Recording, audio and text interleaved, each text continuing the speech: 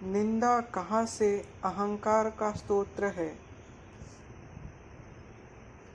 इसका अर्थ है कि निंदा, आलोचना अहंकार को बढ़ाने वाला स्तोत्र क्यों होता है। दरअसल जब कोई हमारी निंदा करता है तो यह दो तरह से अहंकार को प्रभावित करता है। तरह से प्रभावित कर सकता है। निंदा हमारे अहंकार को दो तरह से प्रभावित कर सकता है। नकारात्मक अहंकार होता है। पहला है कि भाई नकारात्मक अहंकार मतलब निगेटिव ईगो। और यह जो नकारात्मक अहंकार है मतलब कि निगेटिव ईगो हम जिसको कहते हैं, यदि कोई व्यक्ति आलोचना को नकारात्मक रूप से लेता है तो वह क्रोधित हो सकता है, अपनी श्रेष्ठता साबित करने की कोशिश कर सकता है या आलोचना करने वालों को गलत साबित करने में जुट जाता है। ये जो अहंकार है वो पोषण देता है इस सब चीज़ को। ये पोषण देता है कि आलोचना को नकारात्मक रूप से लेना, क्रोधित हो सकता है और अपनी श्रेष्ठता को साबित कर सकता है। कोशिश कर सकता है कि आलोचना करने वालों को गलत साबित कर दे, झूठ साबित कर दे। ये अहंकार को मतलब बढ़ावा देता है। दूसरा चीज़ ऐसी है सकारात्मक अहंकार।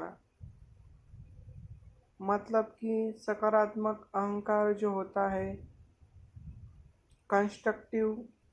Constructive ego. सकारात्मक अहंकार जो है वो कंस्ट्रक्टिव ईगो हम जिसको बोलते हैं। यदि कोई व्यक्ति आलोचना को आत्मचिंतन और सुधार का अवसर मानता है तो वह अपने वास्तविक गुणों को पहचान कर बिना अहंकार के खुद को बेहतर बना सकता है। हम कई बार देखते हैं कि जो हम आत्मचिंतन और सुधार जो है उसको अवसर मानते हैं, बिना अहंकार के खुद को हम बेहतर बना सकते हैं। संस्कृत ग्रंथों और आध्यात्म कई लोगों ने यही बोला है, निंदा को एक परीक्षा की तरह देखा जाता है जो यह दर्शाती है कि व्यक्ति अपने अहंकार पर कितना नियंत्रण रखता है।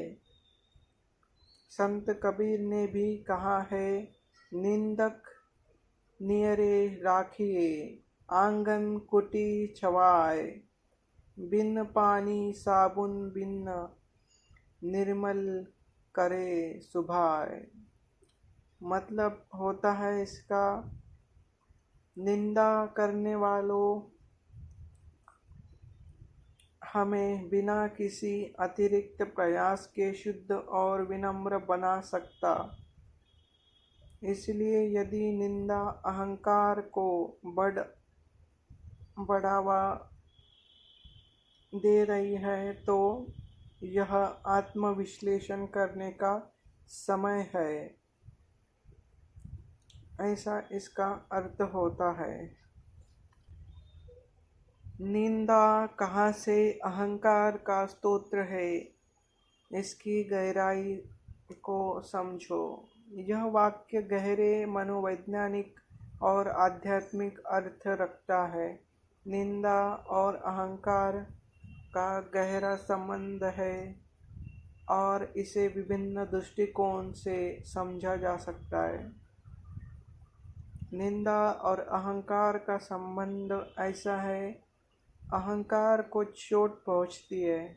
जब कोई हमारी आलोचना करता है तो हमारे अंदर एक स्वाभाविक प्रतिक्रिया होती है, या तो हम नाराज़ हो जाते हैं खुद को बचाने की कोशिश करते हैं या आलोचक को गलत साबित करने का प्रयास करते हैं।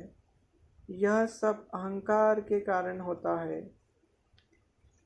निंदा जो है वो अहंकार को बढ़ा भी सकती है। यदि कोई निंदा को अपमान मानकर गुस्सा करता है तो उसका अहंकार बढ़ता है।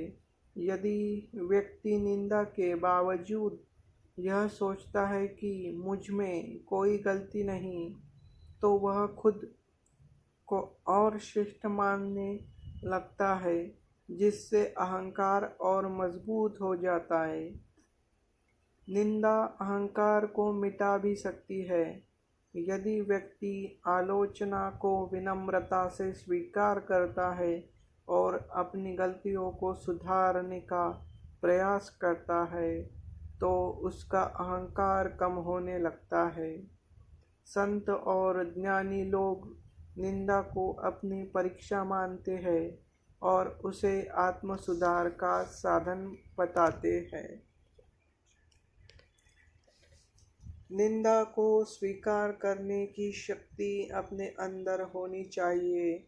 आध्यात्मिक दृष्टिकोण से उसे देखना चाहिए। निंदा आध्यात्मिक दृष्टिकोण से ऐसे देखी जा सकती है कि निंदा को यदि सही दृष्टि से लिया जाए तो यह हमें अपने दोष रखने का अवसर देती है। यदि हम इसे अहंकार पर चोट की तरह नहीं ले, बल्कि आत्म सुधार का अवसर माने, तो हम आंतरिक रूप से मजबूत हो सकते हैं। महात्मा गांधी, बुद्ध और संत कबीर जैसे महापुरुष, जिन्होंने निंदा को भी व्यक्तिगत अपमान नहीं माना, बल्कि इसे आत्मविश्लेषण, आत्म परीक्षण का जरिया माना। व्यावहारिक दृष्टिकोण से यदि कोई व्यक्ति निंदा का सही उपयोग करता है तो वह आत्म सुधार करने और भी बेहतर बन सकता है। यदि कोई व्यक्ति निंदा को नज़रअंदाज कर देता है तो वह शांत रहता है और अपने लक्ष्य पर ध्यान केंद्रित कर देता है। लेकिन यदि कोई व्यक्ति निंदा से गुस्सा होकर प्रतिशोध लेने लगे तो उसका अहंकार बढ़ जाता है और वह नकारात्मकता से भर जाता है। निंदा से कैसे बचें या इसे कैसे संभालें? निंदा से बचने के लिए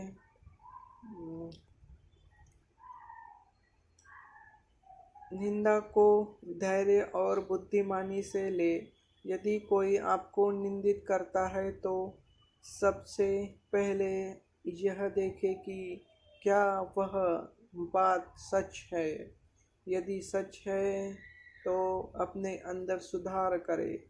यदि झूठ है तो उसे अनदेखा करे, क्योंकि हर कोई अपनी सोच के अनुसार बोलता रहता है। कबीर का दृष्टिकोण। संत कबीर ने निंदा को सकारात्मक रूप से लिया। निंदक निरय राखिए, आंगन कुटी छवाए, बिन पानी साबुन बिना निर्मल करे सुबाए। मतलब कि आलोचना, इसका अर्थ है कि जो आपकी आलोचना करता है उसे आपने अपने पास रखें, क्योंकि वह बिना किसी मेहनत के आपको सुधारने में मदद करता है। श्रीमद् भागवत गीता की सीख भगवद गीता में श्री कृष्ण कहते हैं, सुख समय कृत्वा लाभालाभी जया जयी। अर्थ होता है इसका सुख दुख, लाभ हानि और जीत हार में समभाव रखना चाहिए। अगर हम निंदा और प्रशंसा में समभाव रखना सीख जाए तो अहंकार से हमें मुक्ति हो सकती है।